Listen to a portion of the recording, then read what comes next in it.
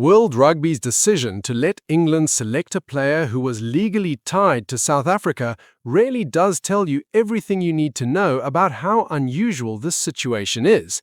Bernhard Janse van Rensburg, a 28-year-old physical, hard-carrying centre, has been one of the most consistent performers in the English Premiership for 2 seasons now, first with London Irish and then with Bristol Bears, and he's about to pull on the white jersey of England. The way it's happened is one of the strangest eligibility stories international rugby has ever produced. Not a transfer window trick, not a loophole everyone is using, but a single narrowly tailored ruling for one player under circumstances so specific that World Rugby themselves have described the case as unique. It starts back in 2016 when the junior Springboks were at the World Rugby Under-20 Championship in Manchester. Their tournament was basically over, reduced to a third-place playoff, and they were short on bodies. Someone made a phone call to a 19-year-old kid living on a farm in South Africa, telling him to get on a plane. He flew to Manchester on a Friday, came off the bench the next day for about 20 minutes in a 49-19 defeat to Argentina at Sale Sharks ground, and then flew home on the Sunday. That was it. 1 weekend, 2 flights, 20 minutes of rugby. Those 20 minutes, though, legally locked his entire international future to South Africa before his professional career had really begun. Before we go deeper, hit that subscribe button and press the bell icon so you don't miss what's coming next. The mechanism that did that is something worth understanding. Between 2016 and 2018, South African Rugby officially designated their under-20 side as the country's second national representative team, otherwise known in World Rugby's rules as a capture team. That meant any player who pulled on that age-grade jersey in those 2 years was considered permanently tied to South Africa at senior level. The only real escape route in the rules was a birthright transfer, where you, your parents, or your grandparents were born in another country, allowing you to switch allegiance after 3 years out of the test arena. Bernhard Janse van Rensburg had none of that link to England. No parent born there, no grandparent, no British heritage at all. Just 20 minutes of emergency cover at an under-20 tournament, and his international future was decided before his professional career had properly started. He arrived in England in 2021 when London Irish signed him from the South African Pro 14 side. He instantly stood out as one of the better centres in the Premiership. His game is straightforward but effective. He carries hard, he reads the defensive line well for a big man, he's comfortable at both inside and outside centre, and once he gets his shoulders low, he is extremely difficult to move. When London Irish went into administration in 2023, Bristol Bears stepped in and signed him, and he didn't miss a beat. He has since been named in the Premiership Team of the Season for 2 consecutive campaigns, not once and not as a token pick, but on merit in a competition that includes several genuinely excellent centre options. And all through that time, South Africa never once called him into a senior squad. That fact is what makes this story so complicated. Rassie Erasmus went public after the World Rugby ruling came through and admitted that Janse van Rensburg had been on their radar. He said, in effect, that he had been assessed and watched, and that every time he saw him play, he had a good game. That's a remarkably candid admission from a World Cup winning head coach. He's basically confirming that the player was on the list, considered and evaluated, but that South Africa simply had enough quality elsewhere that he never made the cut. And to be fair, the Springbok centres who played through the 2025 season were genuinely world-class at 12 and 13. When you're back-to-back world champions and your squad depth in those positions is that strong, not getting picked isn't a sign of failure, it's just arithmetic. But here's the part that South African supporters need to sit with for a moment. 5 years of watching someone build a resume that includes 2 straight Premiership Team of the Season awards and never committing to him. You left that player in the peripheral vision of your program, never really saying yes, never really saying no. When a rival union spots that ambiguity and then builds a legal case around it, you don't get to call that theft. That's elite squad management by the Rugby Football Union, operating exactly as it should. The RFU didn't stumble into this. They built a case, took it to World Rugby's Regulations Committee, and made it stick. Their argument was specific and well documented.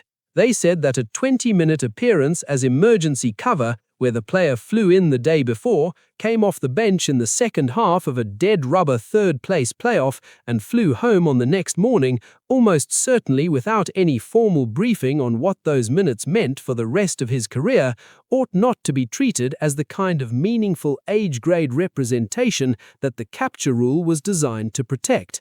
The capture designation was created to stop players gaming the system, to stop someone putting in 3 proper years of under-20 rugby for one country and then switching to a stronger senior setup when the opportunity came. That isn't what happened here. A teenager flew in on a Friday, came off the bench for 20 minutes in a game his team lost by 30 points, and flew home on the Sunday. He almost certainly wasn't handed a document explaining what those minutes meant for the rest of his career. Applying the capture rule rigidly to that scenario takes a protection mechanism designed to preserve integrity and uses it to create the exact opposite. The opposing view that a rule is a rule and every player who accepts an age-grade call-up accepts the consequences is a legitimate position, and it's easy to understand why so many fans feel it. But the exceptional circumstances pathway exists precisely because World Rugby recognized that applying rigid rules without judgment can sometimes create genuinely unfair results. This was one of those cases. It also matters to see how narrow the ruling actually is. World Rugby were very deliberate about framing it as unique. Other players like Hanro Lienberg and Jax Folan, who represented the SAM age grade teams during the same 2016-2018 capture window, are understood to have far less chance of succeeding with similar appeals because they had more central roles, played multiple matches, and were embedded in the program from the start of the tournament. The line World Rugby drew is precise. If you were a genuine, committed part of the age grade setup, the capture rule applies. If your involvement was a single emergency appearance across one weekend, arriving and leaving without being part of the squad's preparation, then there is an argument to be heard. That gate is narrow. It does not swing open for the field. Janse van Rensburg happened to fit through it specifically because his circumstances were genuinely different from anyone else's. Running alongside this is the situation of Tyrone Green, the Harlequins fullback who is quick, elusive, and has become a genuinely influential figure in the Premiership. He also represented South Africa at under-20 level, but in 2018, just outside the capture designation window. That means his path to England runs through the standard 5-year residency rule, no appeal required, no World Rugby intervention. He comes up for eligibility in 2026 through the front door.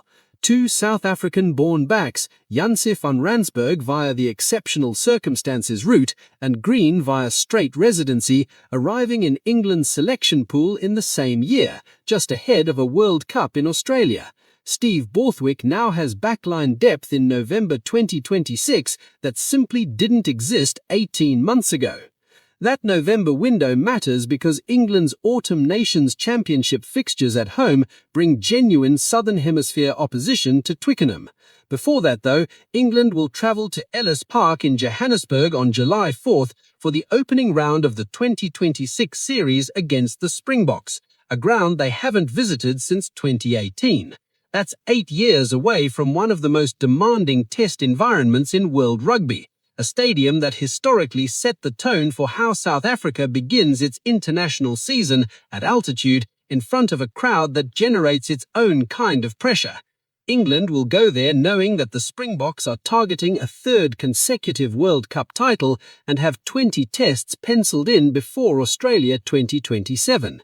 Every fixture between now and that tournament carries selection weight on both sides. And that is where the full picture of the story comes into view. South Africa are going for something no team has ever done: 3 consecutive World Cups.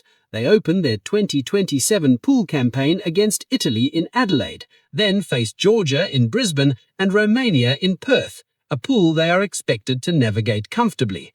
But the knockout rounds are where the tournament is decided, and the bracket could realistically set up a South Africa-England collision deep in the competition. If that happens, if both teams reach the quarter-finals or beyond, and Benhart Janse van Rensburg is in the England 15-man matchday squad wearing white against the green and gold he was once legally bound to, the footage of him playing for the junior Springboks in Manchester in 2016 will be replayed on every screen in South Africa and England at once. The story will have essentially written its own ending. What this case forces the whole game to confront is a question it has been putting off for years. International eligibility rules were built in a different era, when a professional player staying in England for 5 years was unusual. It isn't unusual anymore. Players routinely build entire careers in countries they were not born in. The English Premiership, the RUC, and France's top 14 attract South African, New Zealand, and Australian players.